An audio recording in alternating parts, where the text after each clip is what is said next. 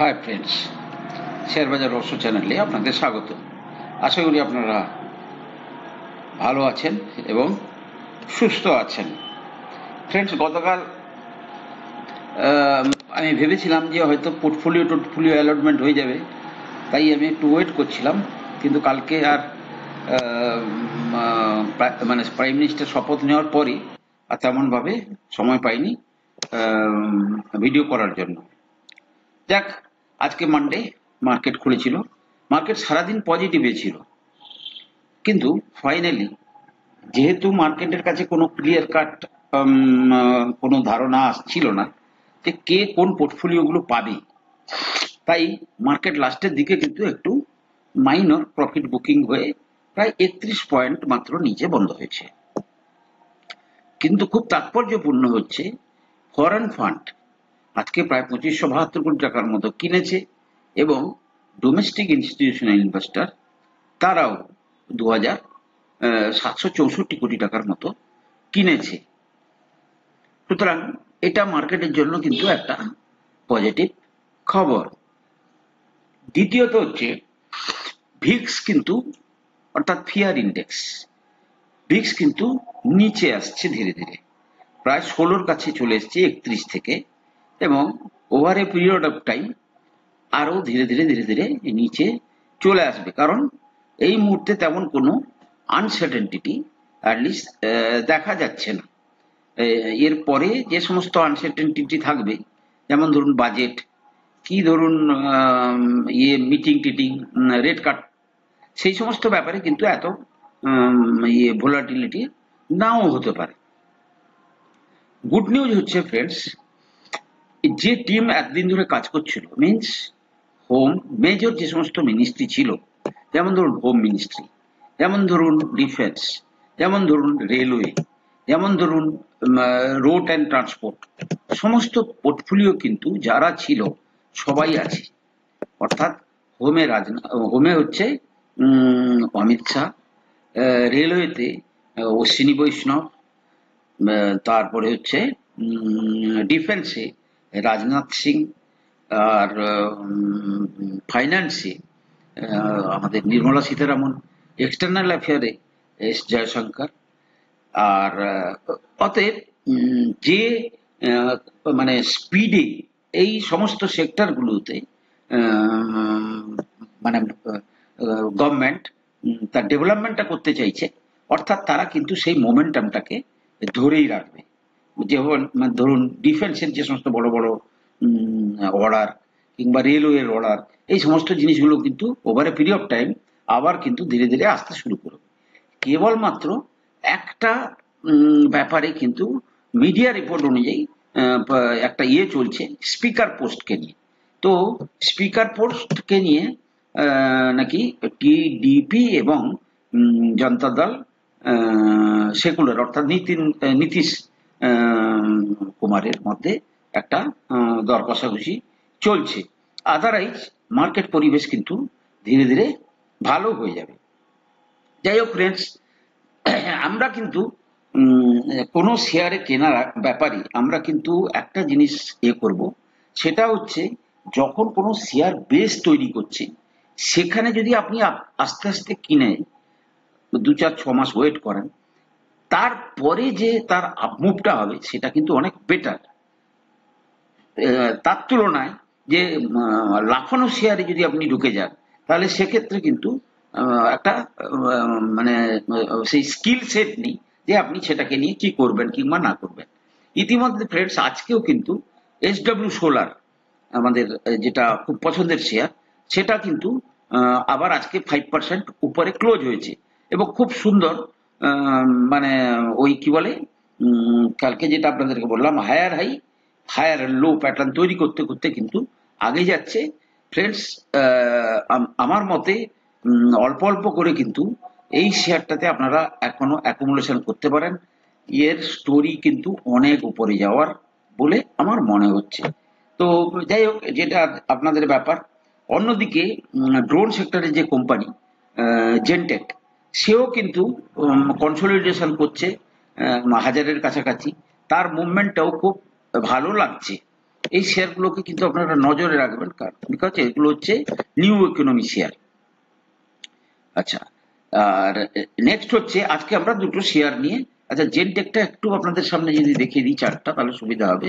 Gen technology, gentech, gen technology, sorry gen sir হয়ে গেল, gen,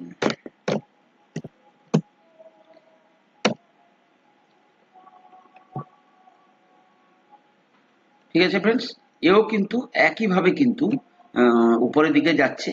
এ কিন্তু ধীরে ধীরে ওয়েট করবে রেজাল্টের জন্য। এর মধ্যেও কিন্তু আমি তো বেশিরভাগটা মান্থলি ক্যান্ডেল ফলো করি।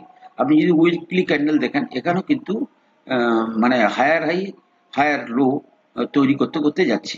এখান থেকে গিয়ে দেখুন ব্রেকআউট করে আবার কিন্তু সাপোর্ট নিয়ে এরপরে কিন্তু সে আবার মুভমেন্ট দেবে। যাক, আজকে আমরা চর্চা করব দুটো শেয়ার নিয়ে, যেগুলো কিন্তু খুব সুন্দর বেস তৈরি করছে।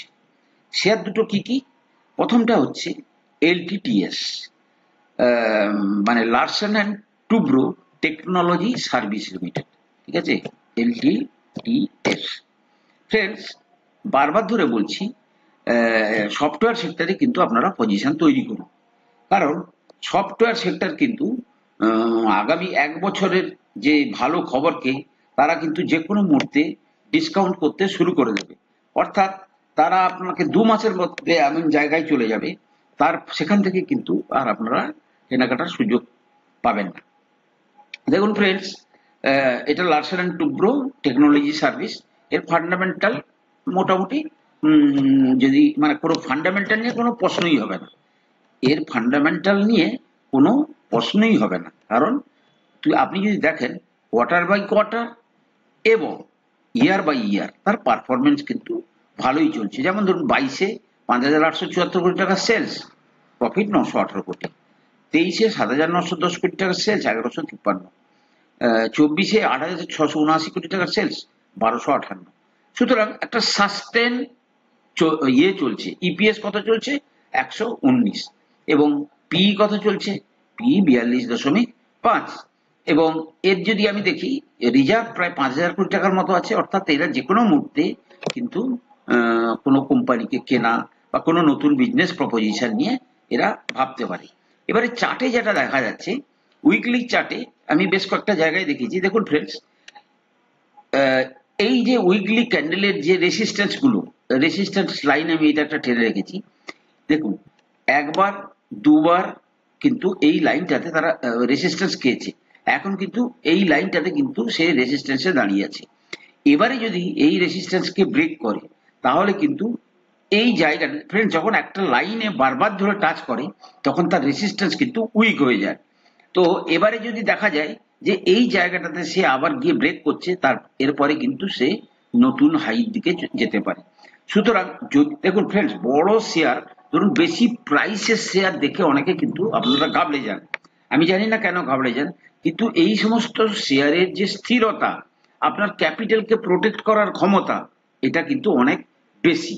তাই লার্সেন অ্যান্ড টুব্রো যে টেকনোলজি সার্ভিস, এই কোম্পানিটার কিন্তু পোটেনশিয়াল হেভি আছে এবং আগামী 1 বছরের মধ্যে এই সমস্ত শেয়ার 50-60 থেকে 100% পর্যন্ত রিটার্ন দিতে পারে। সুতরাং আজ থেকে যদি আপনারা এই সমস্ত শেয়ারে যদি পজিশন না করেন, তাহলে কিন্তু আপনারা বড় ভুল করবেন। সুতরাং ফ্রেন্ডস, এই শেয়ারটাকে আপনারা কিন্তু নজর রাখুন এবং সুযোগ পেলেই কিন্তু একটা একটা করে কিনুন। আপনারা আগামী দিনে কিন্তু এখান থেকে ভালো রিটার্ন পাওয়ার আপনাদেরকে সম্ভাবনা আছে। আরেকটা চার্ট আমি বারবার ধরে আপনাদেরকে বলেছি, দীপক নাইট্রেট। দীপক নাইট্রেটে কিন্তু একই টাইপের জিনিস দেখা যাচ্ছে। কি দেখা যাচ্ছে? দেখুন ফ্রেন্ডস, আমি দুটো লাইন, রেসিস্ট্যান্স লাইন দুটো ড্র করেছি উইকলি ক্যান্ডেলে, ঠিক আছে। মান্থলি ক্যান্ডেলের পিকচারটা আরো সুন্দর। যেমন ধরুন মান্থলিতে একবার ঘুরে আসি।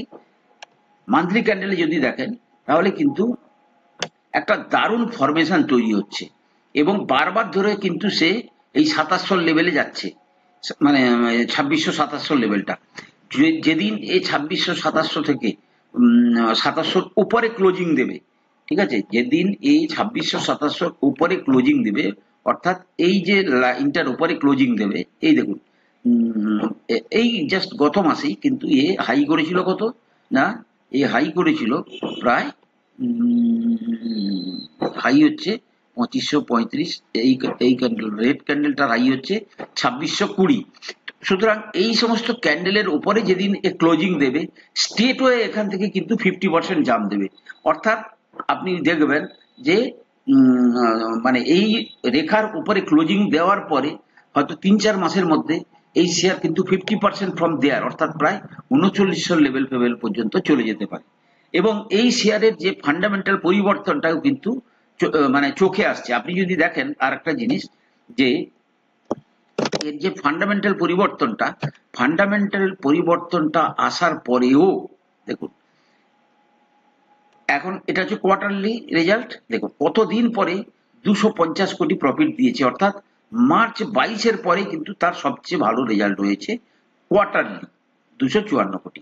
আবার যদি ইয়ারলি ভিত্তিতে দেখেন তাহলে যদি দেখবেন যে 2022-এ তার যে রেজাল্ট হয়েছিল সেই তুলনায় কিন্তু এই শেষ খারাপ রেজাল্ট 811 কোটি, মার্চের যা রেজাল্ট এসে গেছে, এর পরে কিন্তু দেখুন রেজাল্ট কি আসবে চার্ট কথা বলে দেবে। আপনি যদি চার্টকে না রিড করতে পারেন তাহলে কিন্তু ভুল করবেন। আজকে যদি তাই হয়, যদি সাপোজ ধরুন আজকে সবচেয়ে খারাপ রেজাল্ট, ধরুন এইটা যদি বলি যে 7682 কোটি টাকার সেলস, 811 কোটি টাকার প্রফিট, গত বছরে ছিল 852 কোটি টাকার প্রফিট, তার আগের বছরে ছিল 1702 কোটি টাকার প্রফিট, তাহলে এই জায়গাতে তো শেয়ার নিচে আসা উচিত। কিন্তু আপনি যদি দেখেন এই জায়গাতে কিন্তু শেয়ার তার বটম ফরমেশন করে অনেক উপরে চলে গেছে। 1700-1800 লেভেল থেকে সে অলরেডি মানে প্রায় 40% উপরে চলে গেছে। মিনস এর পরে কিন্তু তার ভালো রেজাল্ট আসার সময় চলে আসছে। সুতরাং মার্কেট সাইকোলজি দিয়ে এবং চার্ট দেখে যদি আপনারা ইনভেস্ট না করেন তাহলে কিন্তু আপনারা রোজগার করতে পারবেন না। এবং ধরুন এই সমস্ত জায়গায় আপনাদের যে স্ট্র্যাটেজি হবে, 2-3টে কিনলেন, একটা ভালো জাম্প দেওয়ার পরে আপনি একটাতে প্রফিট বুক করলেন।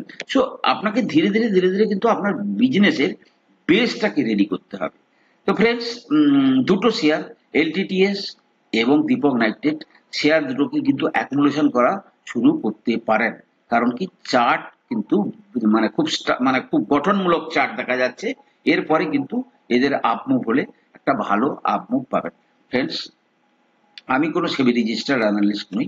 কোনো শেয়ারে কেনা বা বিক্রির আগে আপনারা কিন্তু আপনাদের ফাইন্যান্সিয়াল অ্যাডভাইজারের পরামর্শ নেবেন। ফ্রেন্ডস, চ্যানেলটাকে লাইক করুন, শেয়ার করুন, কমেন্ট করুন। ভালো থাকুন, সুস্থ থাকুন। কথা হবে পরের এপিসোডে।